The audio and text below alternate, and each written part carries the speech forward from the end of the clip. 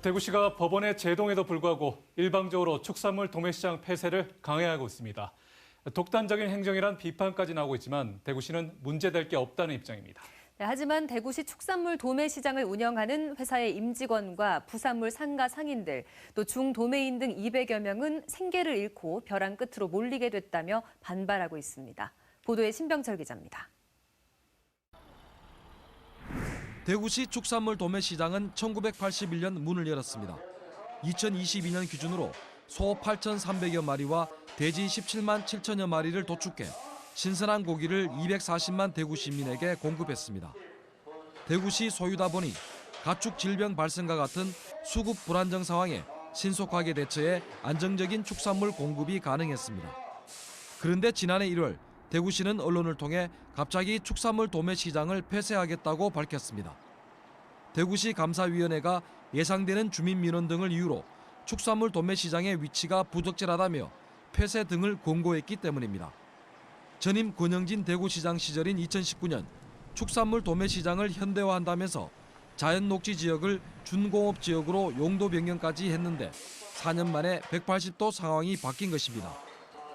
축산물 도매시장 위탁 운영업체는 폐업, 임직원 90여 명은 일자리를 잃을 처지에 놓였습니다.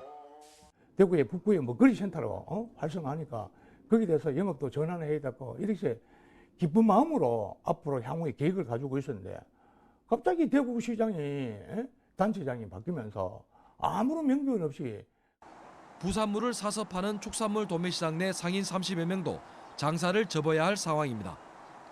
더욱이 대구시가 상인들과 맺은 계약 기간은 2026년 9월까지로 아직 2년 이상 남아있어 사실상 계약 위반이나 다름없습니다. 대구시는 축산물 도매시장이 폐쇄되더라도 고령군과 군위군 등지에 있는 다른 도축장에서 부산물을 구해서 주면 문제없다고 밝혔습니다.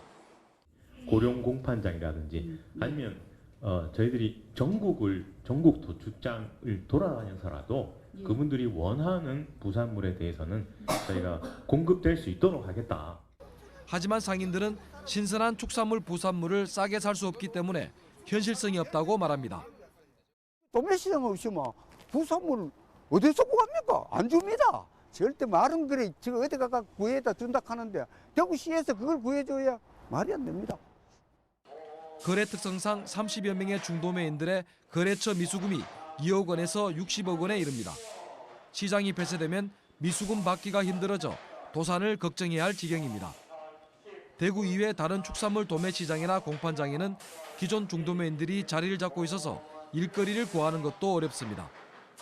1년 동안 물건 거래를 하면 외상을 어떻게 해소하고 있냐 하는데 갑자기 해버리니까 갑자기 그 물건 미수금 회수가 상당히 큰 문제고 중매인으로서 또 먹고 사는 것도 막막합니다. 축산물 도매시장 종사자들은 대구시가 법원의 결정대로 폐쇄 절차를 중단할 것을 촉구하고 있지만 막무가내식 행정 앞에 속수무책입니다. MBC 뉴스 신병철입니다.